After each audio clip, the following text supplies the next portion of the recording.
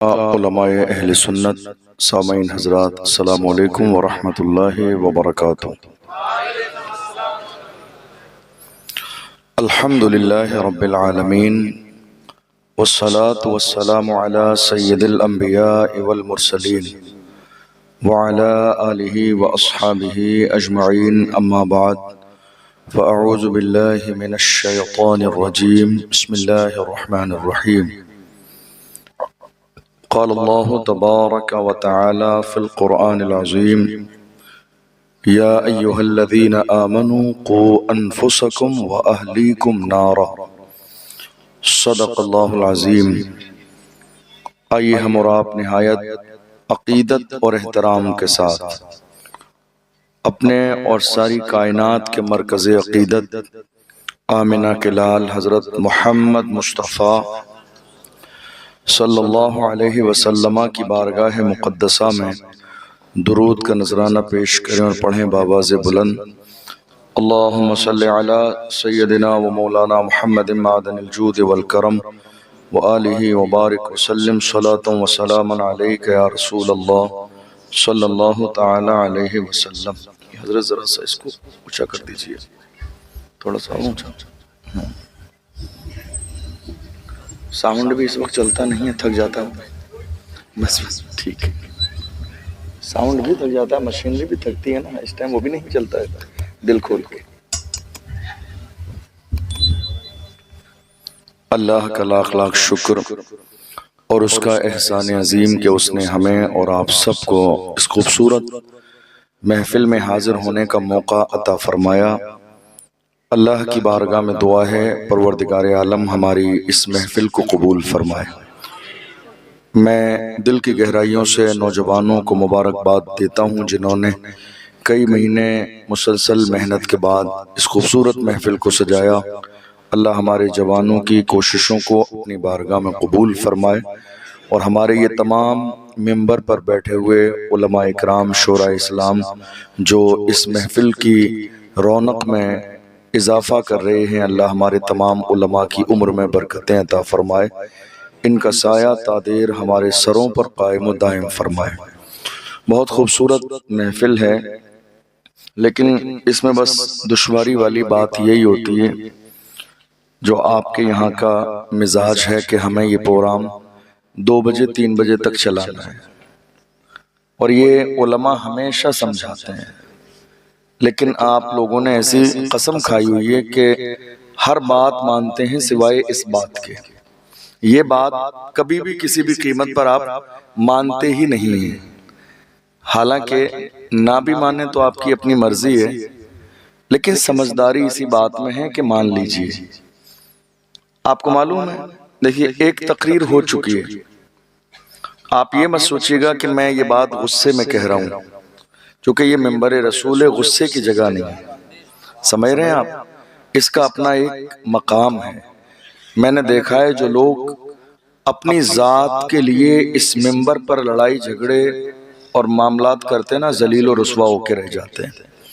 میں یہ بات غصے میں اور ناراضگی میں نہیں کہہ رہا ہوں، چونکہ ہماری ذمہ داری ہے آپ کو سمجھانا، تو یہ بات میں محبت میں کہہ رہا ہوں۔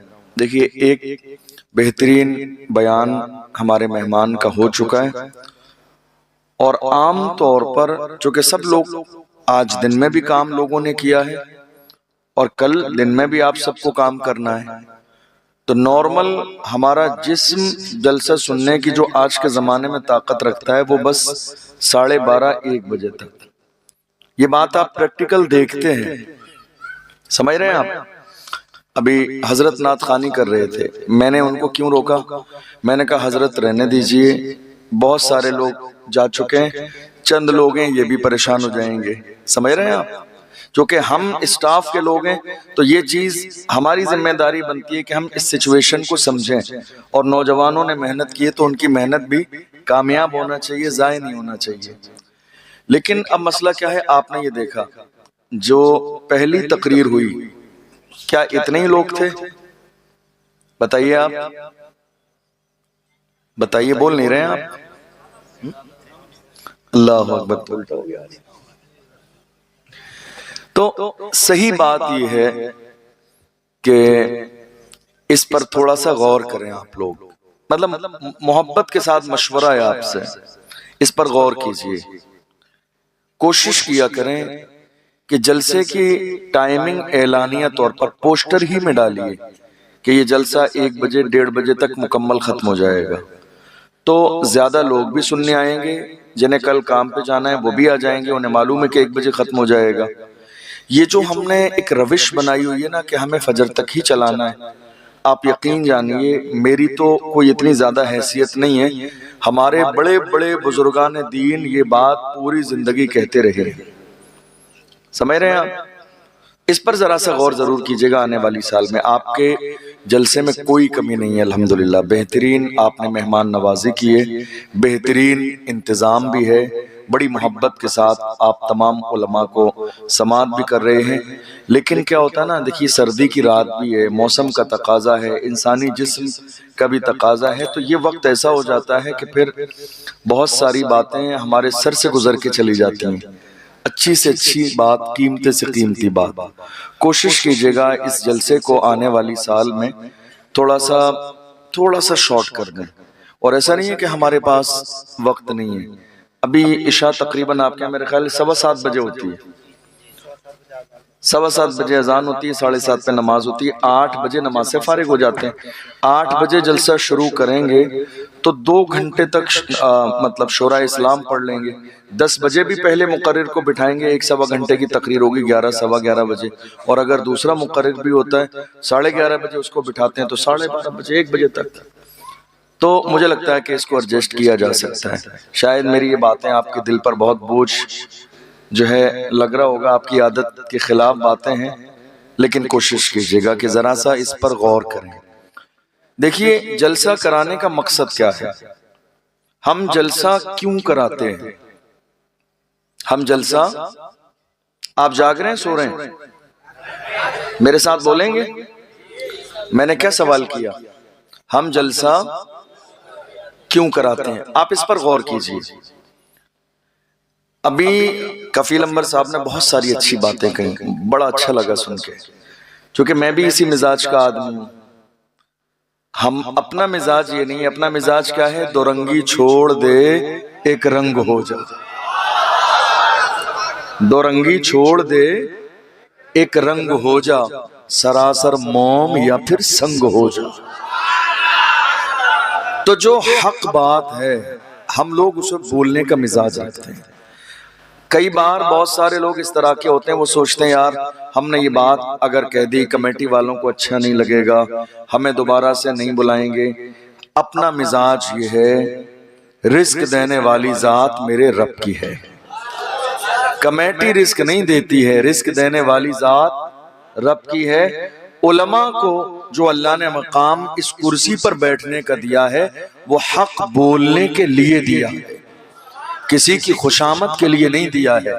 اور اس سے بڑی بات یہ ہے کہ ہم امام احمد رضا کے غلام ہیں، امام احمد رضا نے ہمیں حق بولنے کا مزاج دیا ہے۔ جس زمانے میں امام احمد رضا سے کہا گیا نان پارا کے نواب کی تعریف کر دیں تو جلال میں آگے ارشاد فرمایا احمد رضا دنیا دار کی نہیں تعریف کرے گا تو مدینے کے تاجدار کی تعریف کرے گا، احمد مختار کی تعریف کرے گا۔ اور جب تعریف کی تو کیا کہا؟ وہ کمال حسن حضور ہے کہ گمان نقص جہاں نہیں، یہی پھول خار سے دور ہے، یہی شمع ہے کہ دھواں نہیں۔ فصحا عرب کے بڑے بڑے تیرے آگے یوں ہے دبے لچے، کوئی جان منہ میں زبان نہیں بلکہ جسم میں جان نہیں۔ کروں تیرے نام پہ جاں فدا، نہ بس ایک جاں دو جہاں فدا، دو جہاں سے بھی نہیں جی بھرا، کروں کیا کروڑوں جہاں نہیں۔ کروں مدح اہل دو والرضا، پڑے اس بلا میں میری بلا، میں گدا ہوں اپنے کریم کا میرا دین پارے لا۔ نعرہ تکبیر، نعرہ رسالت، عظمت مصطفیٰ، جشن غوث اعظم، فیضان غوث اعظم۔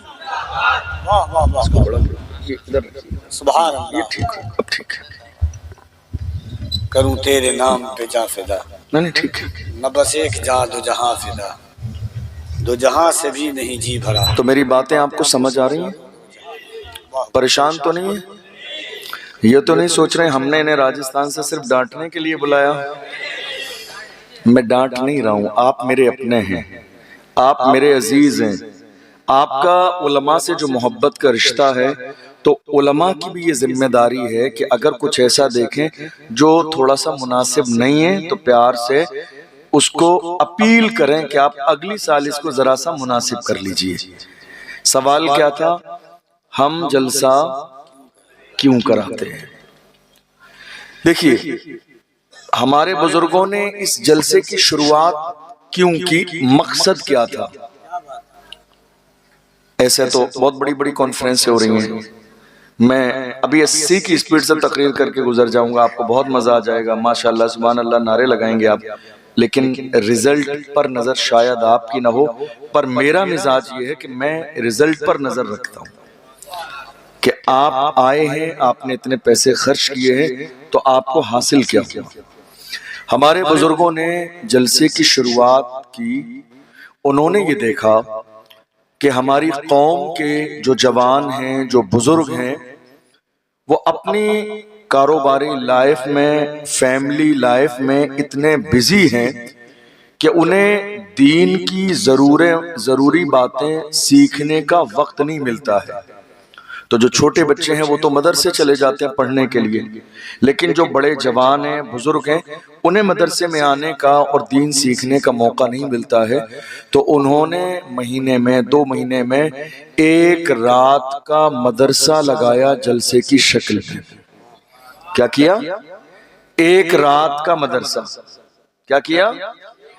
1 رات کا مدرسہ۔ کیوں کہ صاحب جو لوگ مدرسے میں روزانہ پڑھنے نہیں آ سکتے، کم سے کم 1 رات میں انہیں حضور کی شریعت کا اتنا سبق پڑھا دیا جائے کہ ان کی دنیا بھی کامیاب ہو جائے، آخرت بھی کامیاب ہو جائے۔ تو اب سبق پڑھانے کا انداز کیا ہوتا ہے؟ سبق پڑھانے کا انداز ہوتا ہے کہ سبق بہت سنجیدگی کے ساتھ پڑھایا جائے تاکہ جو سامنے والا بندہ ہے اس کے ذہن کے مطابق، ٹھیک ہے، اس کو سمجھ میں آنا چاہیے کہ کیا پڑھایا جا رہا ہے تاکہ اسے یاد ہو جائے۔ اب مثال کے طور پر ہم لوگ جب بالکل قرآن شریف کا ناظرہ پڑھنے بیٹھے، اب ہمارے استاذ مفتی صاحب تو وہ تو چاہیں گے عربی میں بھی پڑھا دیں گے، مگر ہمارے اندر یہ صلاحیت نہیں ہے نا عربی میں سمجھنے کی۔ تو مطلب کیا ہوا کہ سامنے والے جس لیول کے سمجھداروں، بات اس لیول پہ کی جانی چاہیے تاکہ ان کی سمجھ میں آ جائے۔ آپ یقین جانیے ہم حضور کے غلام ہیں، ہمیں یہ جو سب زندگی میں اہم موقع دیے گئے ہیں یہ دین سیکھنے کے لیے، ہمارے اندر جتنی عاجزی ہوگی، جتنا خلوص ہوگا، دین سمجھنے کا، دین پھیلانے کا جتنا جذبہ ہوگا، اللہ اس جذبے کی بنیاد پر ہمیں ہر جگہ پر عزت عطا فرمائے گا۔ یاد رکھیے گا بخاری شریف کی حدیث حضور نے فرمایا ان اللہ لا ينظر الى صورکم ولا الى اجسامکم ولکن اللہ ينظر الى قلوبکم۔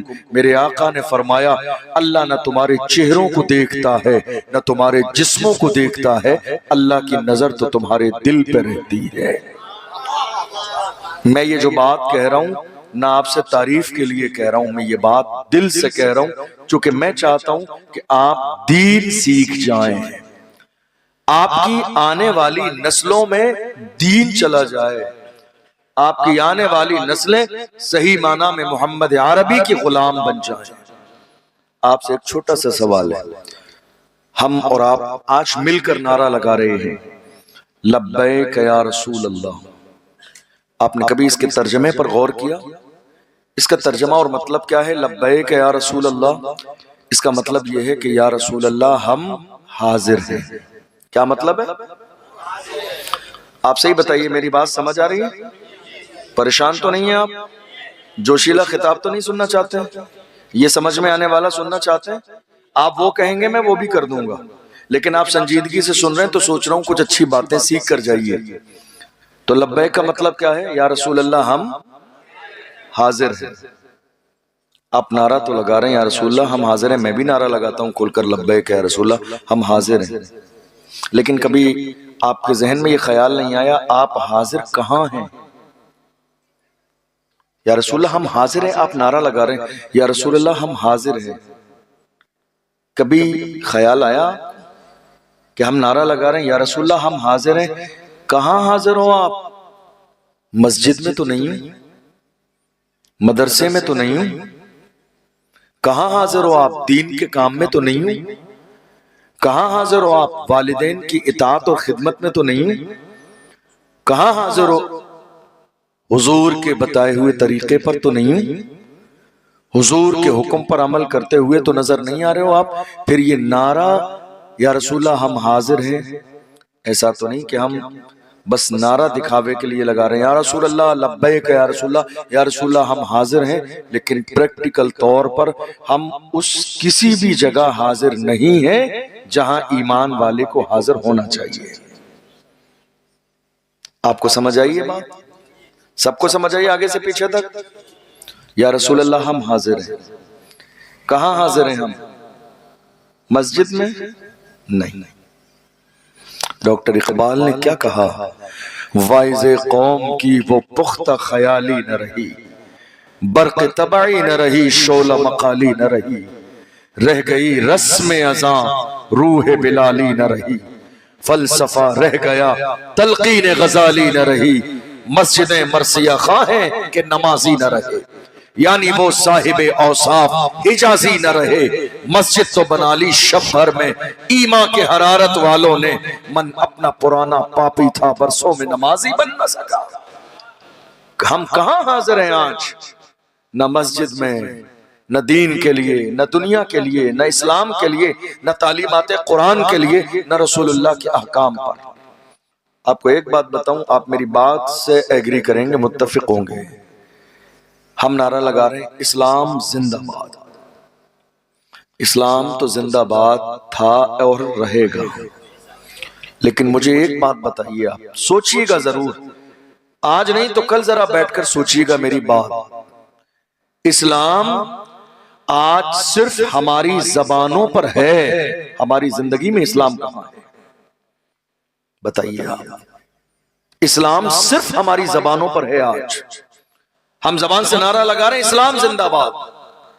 اسلام ہماری زندگی میں کہاں ہے؟ اگر اسلام ہماری زندگی میں ہوتا تو میری قوم کا ایک جوان بھی بے نمازی نہیں ہوتا. اگر اسلام ہماری زندگی میں ہوتا تو میری قوم کے 17 سال کے جوانوں کے ہاتھ میں شراب کے پیالے نہیں ہوتے. اگر اسلام ہماری زندگی میں ہوتا تو میری قوم کے جوان زنا کے اڈے پر موجود نہیں ہوتے. اگر اسلام ہماری زندگی میں شامل ہوتا تو ہمارے جوانوں کے ہاتھ میں تاش کے پتے نہیں ہوتے. اگر اسلام ہماری زندگی میں شامل ہوتا تو ہماری قوم سود کا کاروبار نہیں کرتی. اگر اسلام ہماری زندگی میں شامل ہوتا تو جو ماں باپ اولاد کی وجہ سے ستانے کی وجہ سے رو رہے ہیں، پریشان ہیں، وہ نوبت کبھی ہمارے گھر میں نہیں آتی. اسلام صرف ہماری زبان پر رہ گیا، اسلام ہماری زندگیوں میں نہیں ہے. آج کیا کہتے ہیں آپ؟ کیا یہ بات سچ ہے یا نہیں؟ کیا اسلام ہماری زندگی میں آج ہے؟ دیکھ لیجیے، آپ صبح کے اٹھنے سے شام کے سونے تک صرف ایک دن کا جائزہ لیجیے. میں بہت لمبی بات نہیں کروں گا اور ایسی بات بھی نہیں کروں گا جو آپ کے سر سے گزر جائے. آپ صبح فجر میں اٹھ رہے ہیں اور سو رہے ہیں بستر پر، اٹھنے سے سونے تک آپ غور کیجیے، آپ اٹھتے کب ہیں؟ آپ کہہ رہے ہیں الحمدللہ میں مسلمان ہوں، اللہ کا شکر ہے، لیکن غور کیجئے یہ جملہ آپ کی زبان پر ہے کیا آپ کی زندگی میں بھی شامل ہے؟ کس وقت اٹھ رہے ہیں آپ؟ کس وقت؟ شکایت آپ کو یہ ہے کسی نے کچھ کرا دیا ہے، میرا کاروبار بندش کرا دیا کسی بابا سے، میرا رزق بندوا دیا ہے، کاروبار نہیں چلتا، پیسہ نہیں ہے، دولت نہیں ہے، مال نہیں ہے، پریشانیاں میری زندگی میں، کچھ نہیں ملتا ہے. کیوں نہیں ملتا ہے؟ کسی بابا کی اتنی اوقات نہیں ہے جو تمہارا رزق روک دے. رزق دینے والی ذات میرے رب کی ہے، رزق دینے والی ذات پروردگار کی ہے. سمجھیے اوریجنل اسلام کیا ہے، سمجھیے اوریجنل دین کیا ہے. باہر آئیے اس اندھ وشواس سے کہ بابا نے ہمارا رزق روک دیا ہے. رزق دینے والی ذات بھی رب کی ہے اور رزق روکنے والی ذات بھی رب کی ہے. تم نے رزق لینے والا کام کیا ہی نہیں. پیغمبر صادق و مصدوق نے فرمایا جس گھر میں فجر کے وقت میں ناپاک مرد اور ناپاک عورت سو رہے ہوں، فجر میں جاگے نہیں اور جاگ کر غسل نہ کریں، سوتے رہیں اور فجر کا وقت گزر جائے، وہاں رحمت والے فرشتے نہیں آتے. غور کرو آپ، کہاں ہو؟ یہ بابا والا مسئلہ نہیں ہے، یہ صرف تمہارے کام ہے۔ آپ کہہ رہے ہو کسی نے کچھ کرا دیا ہے، کسی نے کچھ نہیں کرایا، یہ تمہارے برے اعمال ہیں جس کی بنیاد پر ایک ایک لقمے کے لیے ترس رہے ہیں۔ یہ ہمارے اعمال ہیں جس کی بنیاد پر ہم پریشانی کے دور سے گزر رہے ہیں۔ آپ صبح سے لے کر دیکھ لیجئے، آپ کی ایک دن کی زندگی پر غور کیجئے۔ میں بہت زیادہ بڑی بات نہیں کہتا۔ آپ صبح کب اٹھ رہے ہیں؟ 10 بجے ظہر کا وقت آیا، آپ جس شاپ پر کام کرتے ہیں آپ نے کبھی بند کی نماز ظہر کے لیے؟ کبھی ایسا نہیں ہوا۔ آپ نے بند کی شادی کے لیے، بند کی ولیمے کے لیے، شاپ بند ہوئی آپ کی، عقیقے کے لیے بند ہوئی، جنازے کے لیے بند ہوئی، شور شرابے میں کسی بھی موقع پر بند ہوئی، شادی کے لیے بند۔ کیوں نہیں جائیں گے؟ رشتہ دار برا مان جائے گا۔ ولیمے کے لیے آپ نے اپنی دکان، اپنی شاپ بند کی، نہیں جائیں گے، رشتہ دار برا مان جائے گا۔ آپ نے جنازے کے لیے دکان بند کی، نہیں جائیں گے، رشتہ دار برا مان جائے گا۔ مجھے ذرا دل پہ ہاتھ رکھ کے بتاؤ، تم نے ظہر کی نماز کے لیے کیا زندگی میں ایک بار بھی اپنی دکان بند کی؟ کیا تمہیں خیال آیا خدا کا بلاوا ہے، اگر اس کے بلاوے پہ نہیں جائیں گے میرا رب برا مان جائے گا، میرا رب ناراض ہو جائے گا؟ جس دل میں اگر ایک بار بھی زندگی میں یہ احساس شامل نہ ہو، سمجھ لو اسلام اس کی زبان پر ہے، اسلام اس کی زندگی میں باقی نہیں ہے۔ کہاں ہیں ہم؟ ایک دن کی زندگی پر آپ غور کر لیجئے، ایک دن کی زندگی پر ہم مومن ہیں، اسلام کہاں ہے ہماری زندگی میں؟ اب شام تک چلے جائیے، ہم جو کاروبار کرتے ہیں کتنی بار ایسی ہوتی ہے، ایک شخص اپنی دکان پر کاروبار کرتا ہے، اس کے پاس کوئی چیز 100 روپے کی ہے، بیچ رہا ہے 500 روپے کی، کسی شخص نے آ کے اس کی قیمت لگائی 400 روپے، تو انسان اسی حلال کو حرام کیسے کرتا ہے جانتے ہو؟ وہ کہتا ہے اللہ کی قسم کھا کے کہتا ہوں 400 روپے تو میری خرید نہیں ہے۔ سمجھ رہے ہیں اس بات کو؟ تم نے حلال کو حرام کر لیا، یہ تمہارا صبح سے شام تک کی زندگی ہے۔ 400 کی چیز نہیں تھی، وہ تھی 100 کی، بیچ رہے تھے 500 کی، اس نے 400 لگائے تو تم نے کیا کہنا تھا؟ نہیں صاحب میرا دل نہیں ہے، میرا نہیں پڑتا ہے، میں نہیں بیچتا۔ آپ نے کیا کہا؟ 400 روپے کی، تو میں قسم کھا کے کہتا ہوں میری خرید بھی نہیں ہے۔ تم نے اللہ کی جھوٹی قسم کھائی، تمہیں اندازہ بھی نہیں ہے، تم کیا سوچ رہے ہو 100 روپے تمہیں زیادہ مل جائیں گے تو زندگی گزر جائے گی؟ نہیں میرے عزیزو، زندگی 100 روپے سے نہیں، رب کی رحمت سے گزرتی ہے، اس کی عنایتوں سے گزرتی ہے۔ وہ جب کرم فرمانے پہ آتا ہے، تم نے دیکھا نہیں کتنا کریم ہے وہ پروردگار، کتنا رحیم ہے وہ پروردگار۔ اس کی شان تو یہ ہے کہ سمندر کی مچھلیوں کو بھی بغیر بزنس کے رزق عطا فرماتا ہے۔ تم نے غور کیا کبھی؟ سمندر کی ایک ویل مچھلی کو دیکھ لو، کونٹلوں کھانا کھاتی ہے روزانہ، مگر یہ صرف رب کا کرم ہے کہ بغیر کاروبار کے اللہ سمندر میں بھی مچھلیوں کو رزق عطا فرماتا ہے۔ ہے کوئی ان کا کاروبار؟ ہے کوئی ان کا بزنس؟ نہیں، مگر اللہ رزق دیتا ہے۔ آپ کھیتی سے جڑے ہوئے لوگ ہیں، آپ نے دیکھا ہوگا ہم زمین کھودتے ہیں، 200 فٹ 300 فٹ زمین کھود لیتے ہیں کبھی بورنگ کے لیے، اچانک زمین میں سے مٹی کے اندر بند ایک مینڈک نکلتا ہے 200 فٹ 300 فٹ زمین کے نیچے۔ میں آپ کے ذہن کے لیول کی گفتگو کر رہا ہوں، آپ کو سمجھ میں آئے، تاکہ آپ کے ذہن میں ایک بات بیٹھنی چاہیے، اللہ کا کرم ایک بندے پر کتنا ہے۔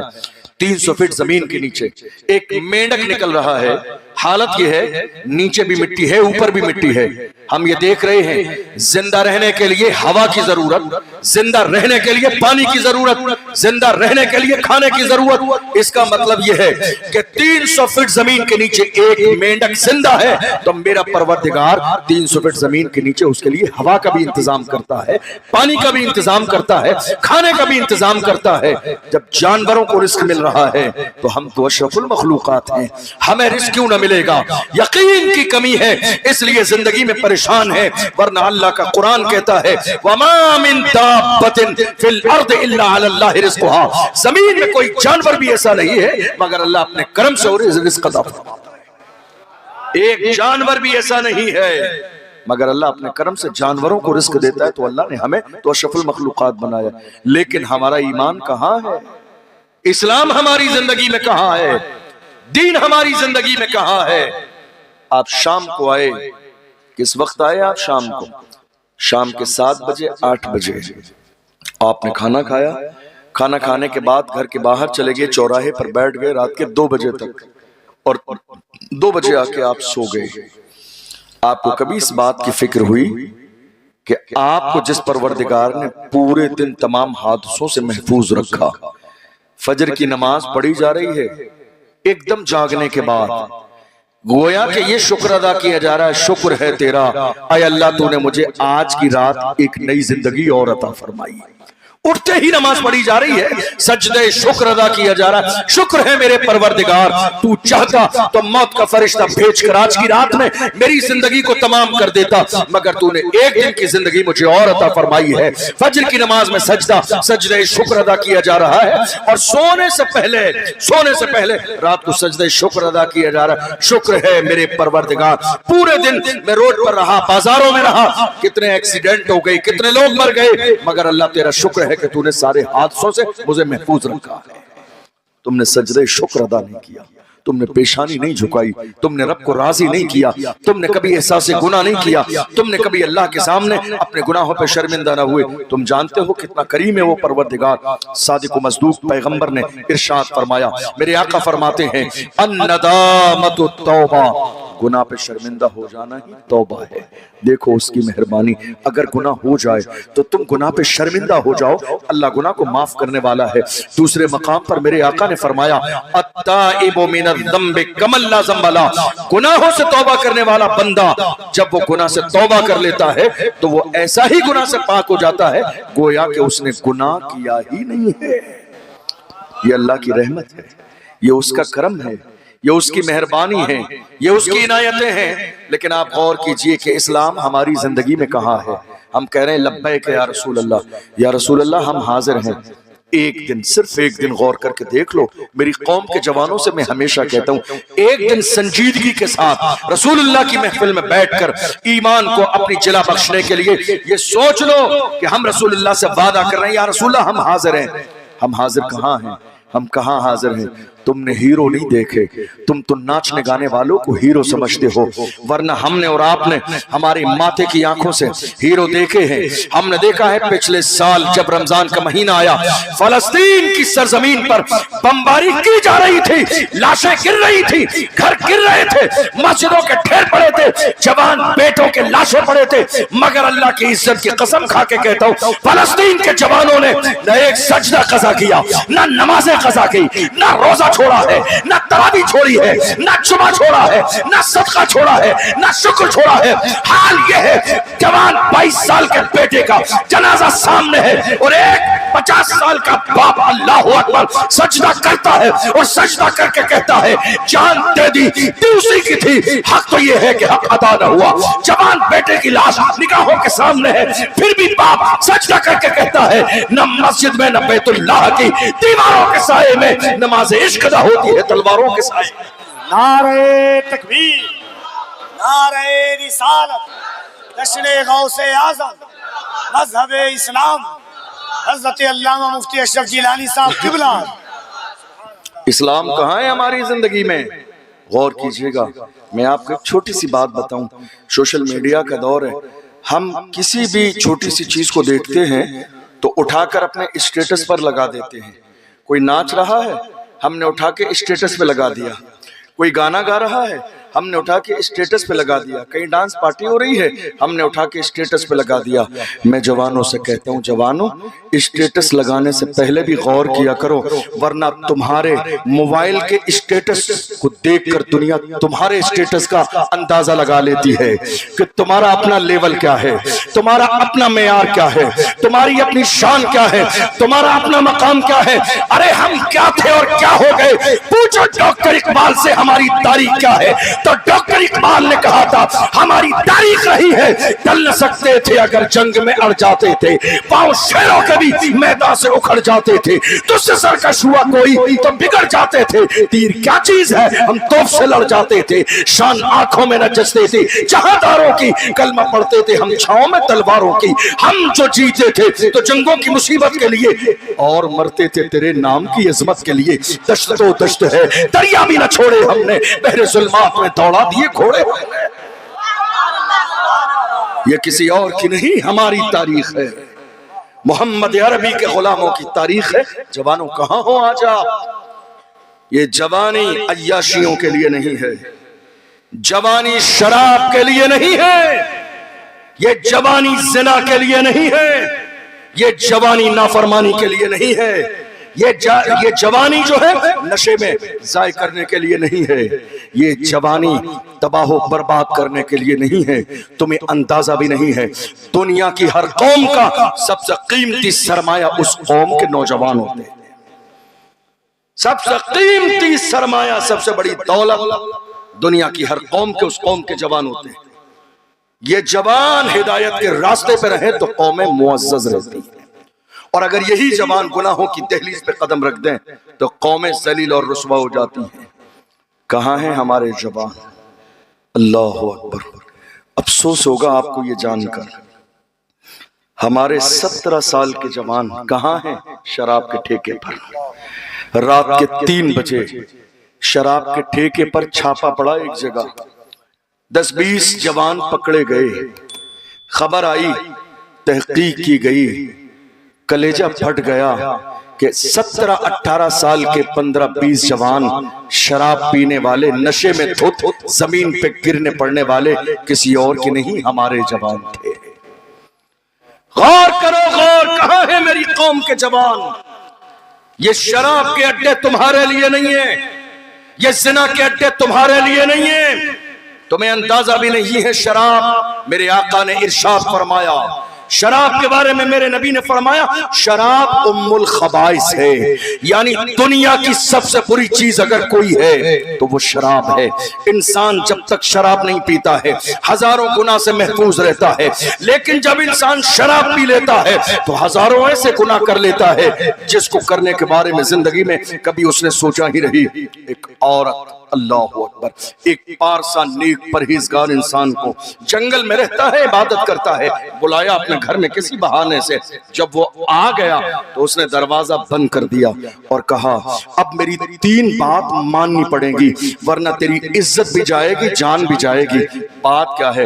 کہا تیرے لیے جان بچانے کا ایک آپشن صرف اتنا ہے، یا تو دیکھ یہ شراب کا ایک جام ہے، شراب پی لے، دوسرا آپشن یہ ہے کہ ایک لڑکا ہے اسے قتل کر دے، اور تیسرا آپشن یہ ہے کہ میرے ساتھ زنا کر لے، اور اگر ان تینوں میں سے تو کسی بات کے لیے راضی نہ ہوا تو میں شور مچا دوں گی کہ تو نے میرے ساتھ زیادتی کی ہے، لوگ آ جائیں گے، کہیں منہ دکھانے کے قابل نہ بچے گا۔ اللہ اکبر! پھنس گیا وہ شخص، کیا کروں کیا نہ کروں، سوچتا ہے زنا کروں گا یہ گناہ کبیرہ ہے، جہنم میں جانے کا ذریعہ ہے، اللہ رسول ناراض ہو جائیں گے۔ میرے آقا نے فرمایا، بخاری کی حدیث ہے، انسان جب زنا کرتا ہے اس وقت میں ایمان اس کے اندر سے نکل جاتا ہے، وہ زنا کرنے کی حالت میں حالت ایمان میں نہیں ہوتا ہے، ایمان اس کے اندر سے نکل جاتا ہے۔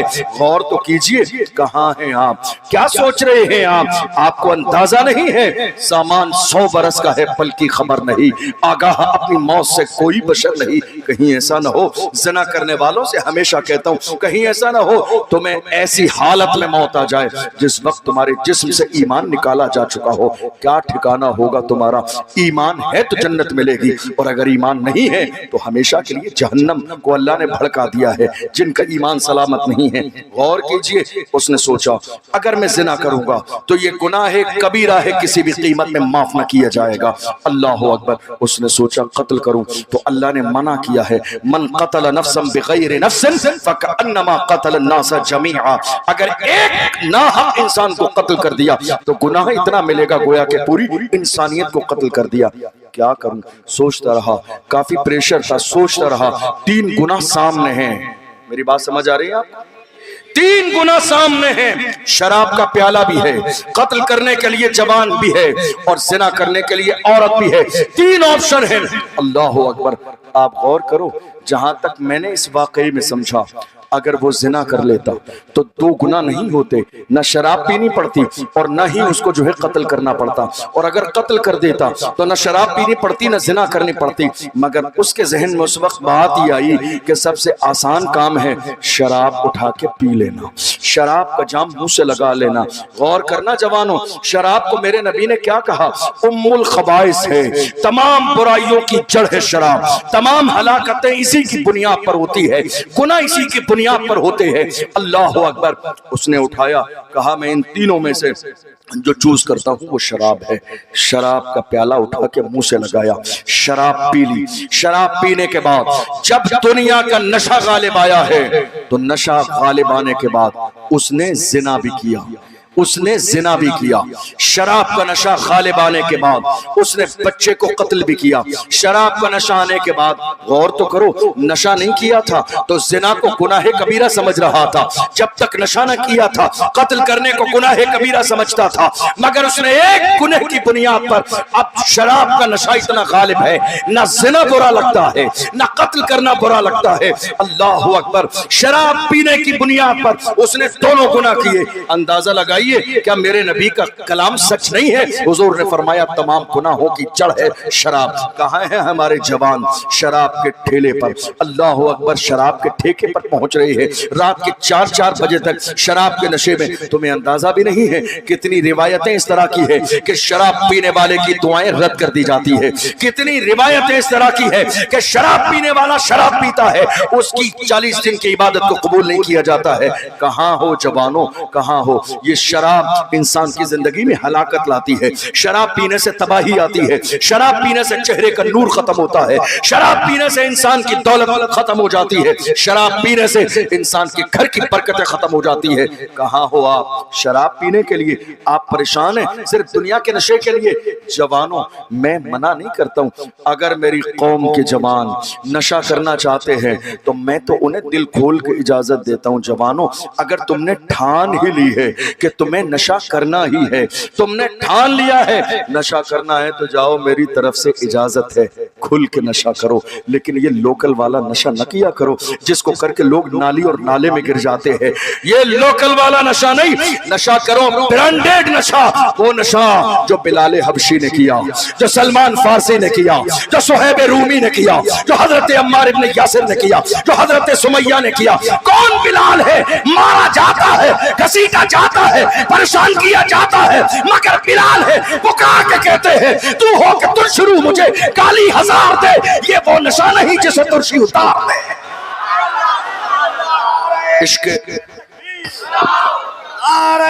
رسالت، ذرا دونوں ہاتھوں کو اٹھا کے لبیک یا رسول اللہ، لبیک یا رسول اللہ۔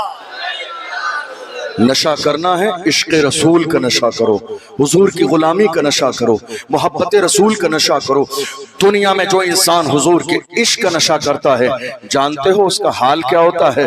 جب وہ مر جاتا ہے، جب روح نکل جاتی ہے، جب روح تن سے جدا ہو جاتی ہے، پھر بھی اس کا مقام کتنا بلند رہتا ہے۔ تم نے دیکھا نہیں، تاریخ میں علماء نے پڑھا ہے اور علماء بیان بھی کرتے ہیں، ہو سکتا ہے وہ بات آپ کو نہ سمجھ میں آئے، لیکن یاد رکھنا ایک عاشق تو ہم نے اپنے ماتھے کی آنکھوں سے دیکھ لیا۔ کون؟ ویل چیئر پہ بیٹھنے والا وہ مرد قلندر جس نے فیض آباد کے دھرنے میں دسمبر کی سردی میں وبانگے دہل کہا تھا، انہیں جانا انہیں مانا، نہ رکھا خیر سے کام، للہ الحمد میں دنیا سے مسلمان گیا۔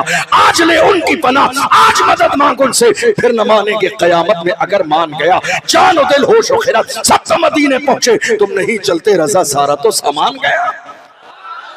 میں یہ نہیں کہتا ہوں نشہ نہ کرو، نشہ کرو، محبت رسول کا نشہ کرو، حضور کی غلامی کا نشہ کرو، حضور سے وفاداری کا نشہ کرو۔ جب یہ نشہ غالب آتا ہے تو حال کیا ہوتا ہے؟ جب اس مرد قلندر کا جنازہ نکلتا تھا تو دنیا پکار کے کہتی تھی عاشق کا جنازہ ہے ذرا دھوم سے نکلے، محبوب کی گلیوں سے ذرا گھوم کے نکلے۔ زمانے میں جب قبر میں اتارا جاتا تھا تو غلام کہتے تھے زمین میلی نہیں ہوتی، زمن میلا نہیں ہوتا، محمد کے غلاموں کا کفن میلا نہیں ہوتا۔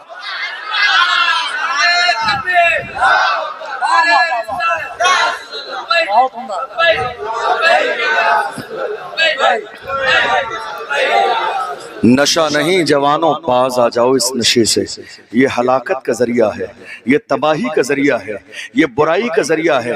ہم نے کسی بھی نشہ کرنے والے کو سماج میں معزز نہیں دیکھا۔ آپ کہتے ہو عادت پڑ گئی ہے، چھوٹے گی کیسے؟ عادت پڑی ہے، چھوٹے گی کیسے؟ میرے اس جملے کو دل کے کانوں سے سن کے چاہیے، تم حضور کی محبت کا نعرہ لگاتے ہو تو حضور کے غلاموں نے ایک بری عادت نہیں، حضور کی محبت میں تو دنیا چھوڑ دی ہے۔ تم کہاں ایک بری عادت کی بات کہتے ہو؟ اللہ اکبر۔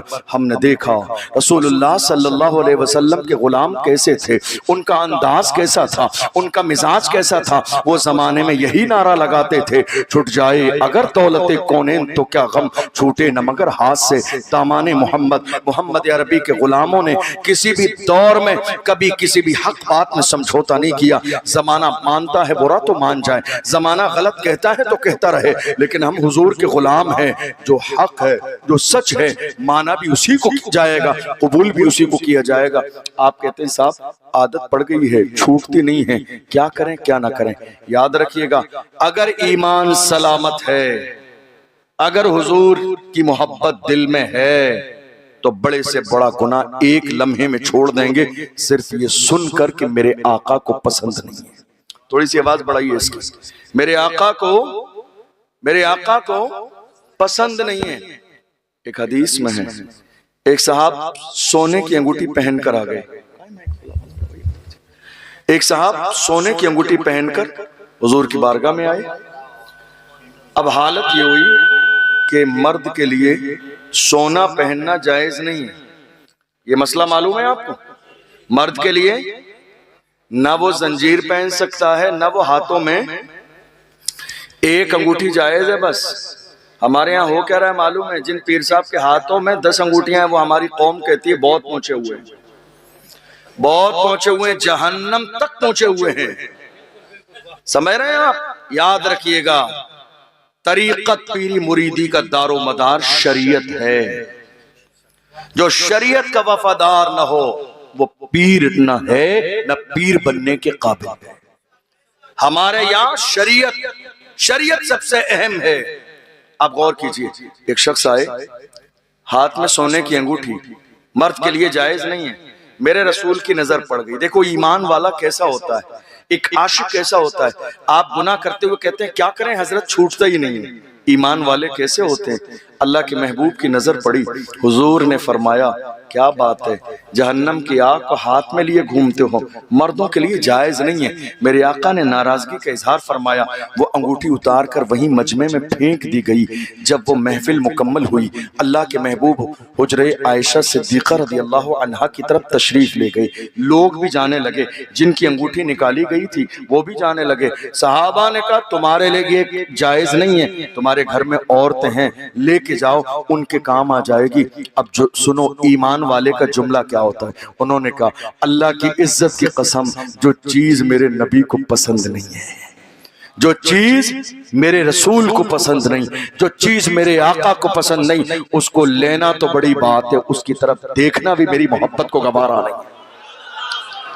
وہ چیز اٹھانا تو بڑی بات ہے، اس کی طرف دیکھنا بھی میری محبت کو گوارا نہیں ہے۔ کون تھے یہ ایمان والے؟ کون تھے یہ عاشق رسول؟ کون تھے یہ وفادار رسول؟ کون تھے یہ جنہوں نے لبیک کا نعرہ لگایا تھا تو اس نعرے پر قائم تھے؟ ہم نعرہ لگا رہے ہیں لبیک یا رسول اللہ، یا رسول اللہ نہیں چھوڑیں گے۔ ہمارے یہاں معلوم ہے کیا ہوتا ہے؟ ہمارے یہاں اگر جمعے کے دن امام صاحب، مجھے نہیں معلوم آپ کے یہاں کے حالات کیا ہیں، آپ یہ مت کہیے گا امام صاحب نے کچھ سکھا دیا ہوگا، امام صاحب شریف آدمی ہے، میری کوئی ایسی ملاقات بھی نہیں سلام دعا کے علاوہ، لیکن ملک کا حال ایسا ہے، اگر کوئی بھی عالم دین مسجد کا امام قوم میں کسی برائی کو، جیسے ڈول باجے ہیں آج ہے یا نہیں ہمارے یہاں شادیوں میں ڈول باجے ڈی جے، اگر کوئی عالم دین جمعے میں تقریر کر دے تو اگر جس کے یہاں ڈھول باجے ڈی جے بجے ہیں تھوڑا سا دولت مند انسان ہے تو وہ اپنی دولت کے نشے میں اتنا چور رہتا ہے کہ کمیٹی کو کہتا ہے جتنے بھی پیسے لگیں گے میں خرچ کروں گا، اس امام کو بدلو، اس امام کو بدلو، دوسرا امام لاؤ۔ خدا کے بندے کچھ تو شرم کر، کچھ تو لحاظ کر، یہ جس دولت پہ تو اتراتا ہے خدا دینا بھی جانتا ہے، ایک لمحے سے پہلے واپس لینا بھی جانتا ہے۔ اے دولت پہ اترانے والے، دولت پہ اترا مت، قارون کا خزانہ ختم ہو گیا، باقی نہیں رہا، شداد کی جنت باقی نہیں رہی، حامان کا پاور باقی نہیں رہا، ابو جہل کا روب و دبدبہ باقی نہیں رہا۔ جنہوں نے جتنا زیادہ غرور کیا ہے وہ اتنا زیادہ ذلیل ہوئے، وہ اتنا زیادہ رسوے ہوئے۔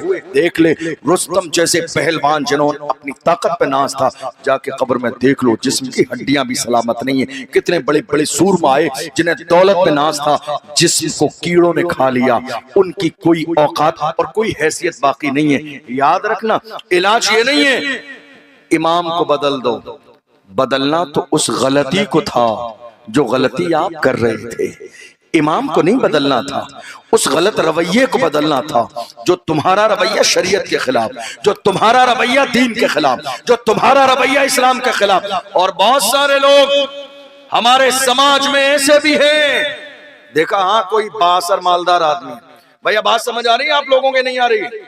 سمجھ میں آ رہی ہے؟ آپ کی پنچایت چل رہی ہے، بیچ میں بیٹھے تھوڑا سن لیجئے، آپ بات سمجھ میں آ رہی ہے تو بولیے سبحان اللہ۔ میں اس وقت تقریر کر رہا ہوں کہ میں اس وقت عام طور پہ تقریر کرنے کا عادی نہیں ہوں اور یہ وقت ہے بھی نہیں، لیکن بول رہا ہوں تھوڑی دیر سن لیجئے توجہ سے۔ ہمارا حال یہ کہ اگر برائی کرنے والا، گناہ کرنے والا کوئی بااثر آدمی ہے تو ہم میں سے بہت سارے لوگ اس کی ہاں میں ہاں ملانے لگ جائیں گے، غلط کو غلط نہیں کہیں گے۔ کیا کہیں گے؟ ارے نہیں امام صاحب کو ایسا نہیں کہنا چاہیے تھا، خاموشی سے کہہ دیتے، جمعے میں بیان نہیں کرنا چاہیے تھا ان کے خلاف۔ کوئی عالم کسی کے خلاف جمعے میں بیان نہیں کرتا ہے۔ اگر تمہارے دل میں یہ بات ہے کہ عالم کسی پرسنل بندے کو ممبر پہ بیٹھ کے ٹارگیٹ کرتا ہے، غلط بات ہے، دماغ سے نکال دیجئے۔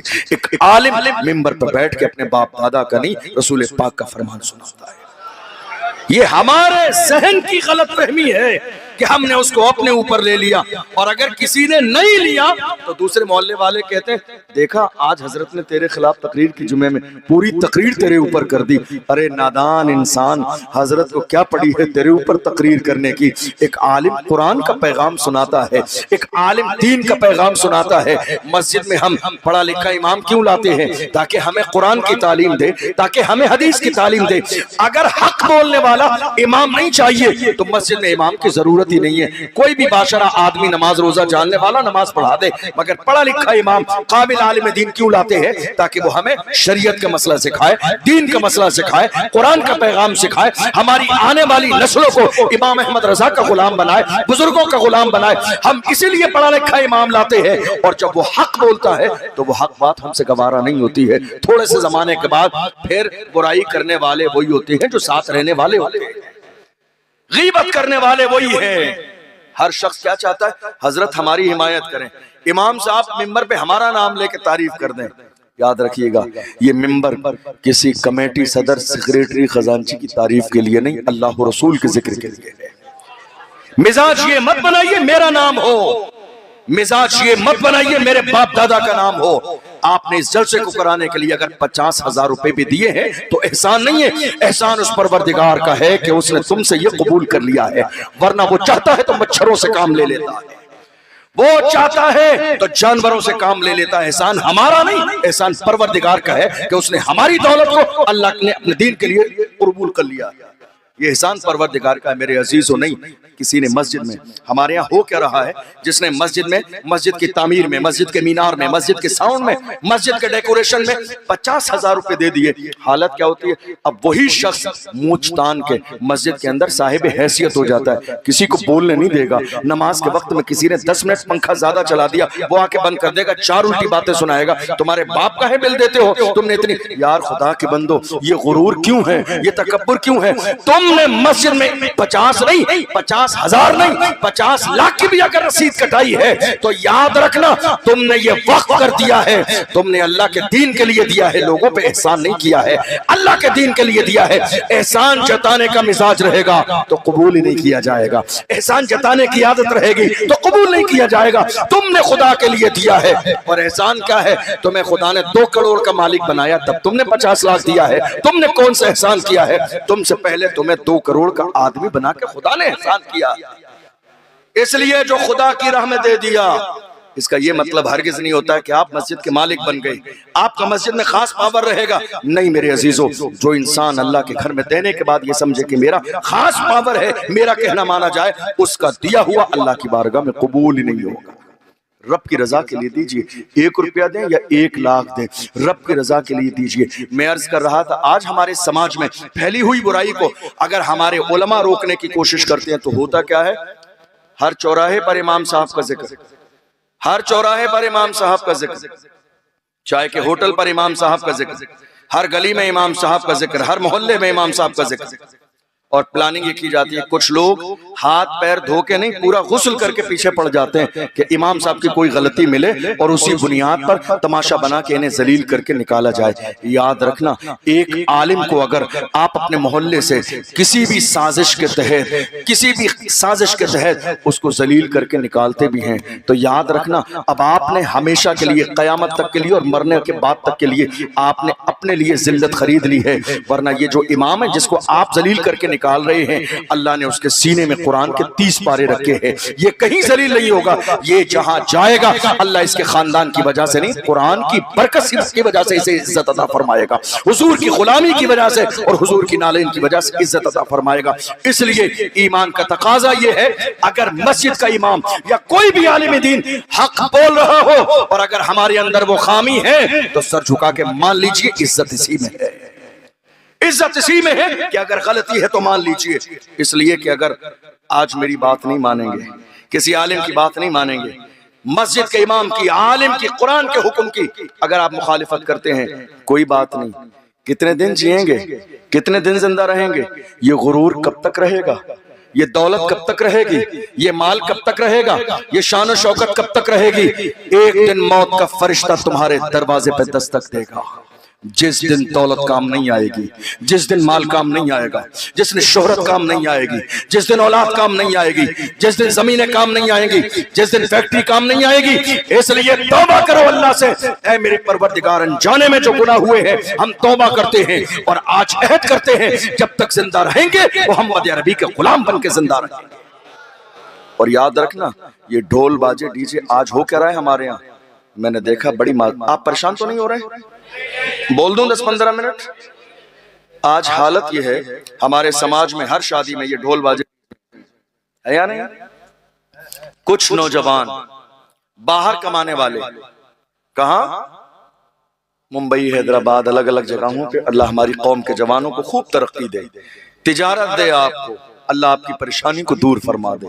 ہمیں برا نہیں لگتا، ہم تو خوش ہوتے ہیں جب ہماری قوم کے جوان ترقی کرتے ہیں، لیکن ہوتا کیا ہے باہر سے پردیس سے کما کر آنے والے ہمارے جوان وہ کہتے ہیں نہیں صاحب اب بڑی محنت سے ہم نے بازو کی کمائی ہے، یہ دولت ہم نے کمائی ہے، اب ہم امام صاحب کے حساب سے بھی شادی کریں گے؟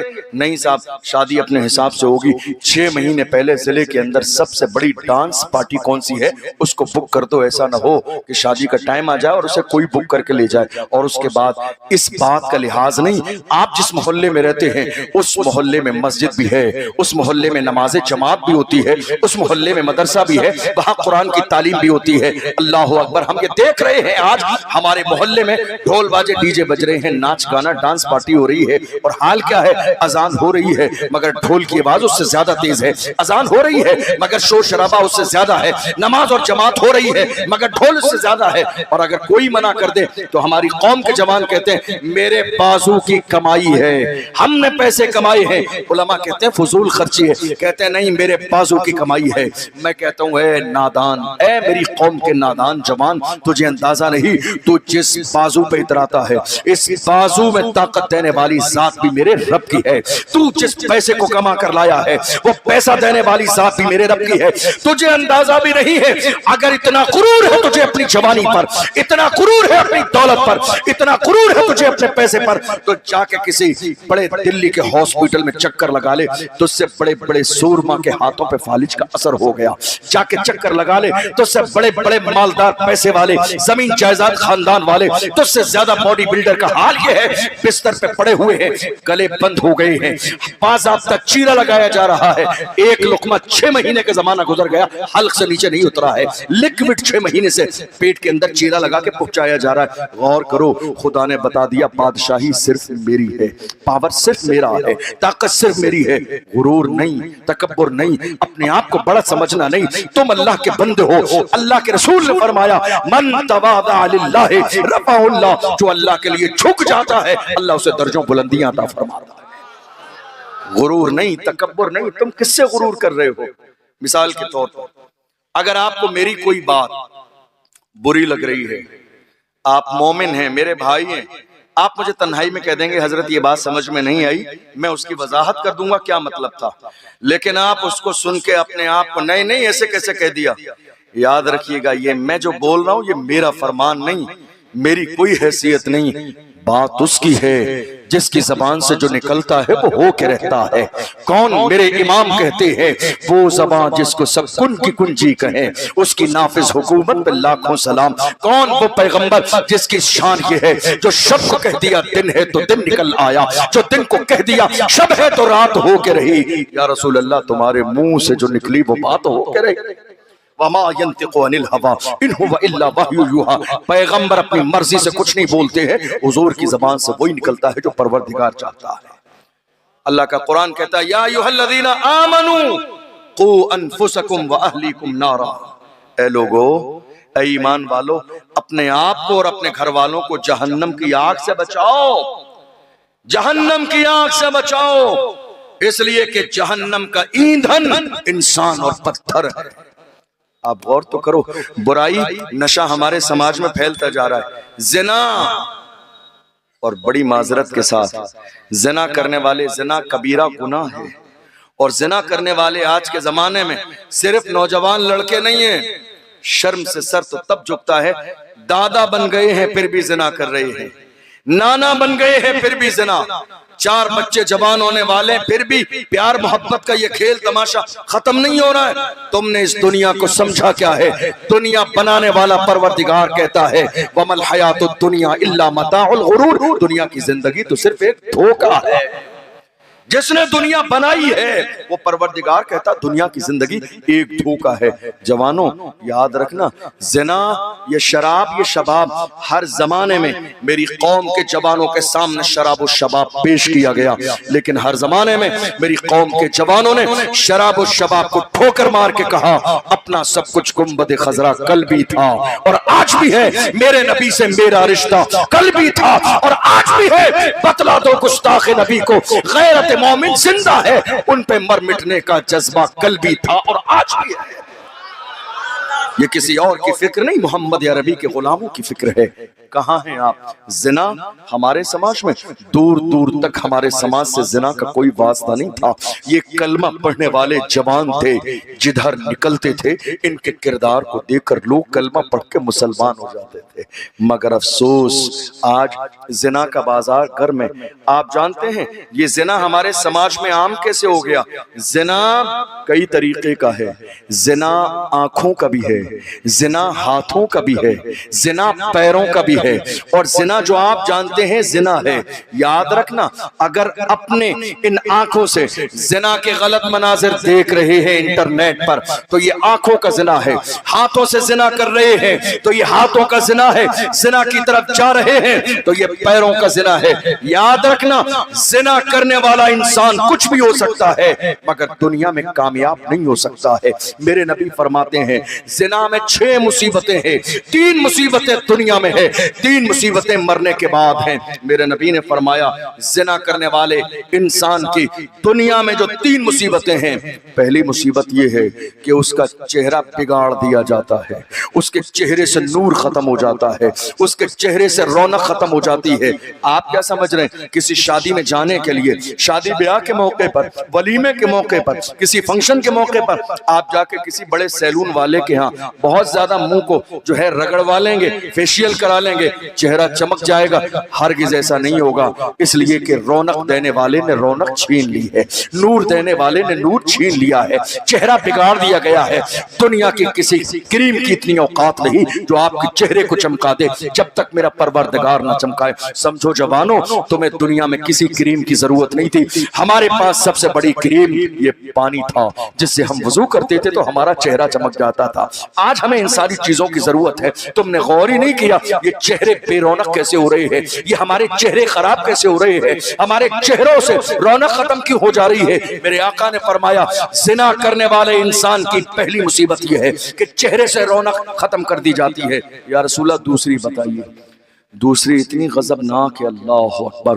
حضور نے فرمایا اس انسان کے کاروبار سے تمام چیزیں ختم, کاروبار فیل ہو جاتا ہے, ایک ایک لقمے کے لیے ترس جاتا ہے انسان. آپ سوچ رہے ہیں کسی بابا نے دعا تعویذ کر دیا اس لیے کاروبار فیل ہو گیا, نہیں. میرے نبی نے فرمایا جو انسان زنا کا عادی ہو جائے اس کے رزق سے برکت کو ختم کر دیا جاتا ہے, رزق میں تنگی آ جاتی ہے, مصیبتیں آتی ہیں اس کے دروازے پر اور اس کی زندگی میں. کس انسان کے جو زنا کرتا ہے, تیسری مصیبت میرے نبی نے فرمایا اس کی عمر کم کر دی جاتی ہے, زندگی کم کر دی جاتی ہے. دیکھ نہیں رہے ہو آج کیا ہو رہا ہے, کیا کہتے ہیں آپ, ارے وہ کل شام کو میرے ساتھ کھانا کھایا, آج انتقال ہو گیا, کل دوپہر میں ہی تو ملا تھا, انتقال ہو گیا, آج صبح ہی تو بازار میں ملا تھا, انتقال ہو گیا, کل شام کو ہی تو فون آیا تھا, انتقال ہو گیا. خدا نے بتا دیا بادشاہی صرف میری ہے, یاد رکھنا کل نفس ذائقۃ الموت, جو دنیا میں آیا ہے اسے مرنا ہے, اس لیے باز آ جاؤ گناہ سے. یا رسول اللہ مرنے کے بعد کی مصیبت کیا ہے؟ فرمایا جو زنا کرنے کا عادی بن جاتا ہے, اللہ اکبر, اللہ اس سے ناراض ہوگا, قیامت کے دن کا حساب سخت لیا جائے گا اور اللہ اسے جہنم میں ڈال دے گا.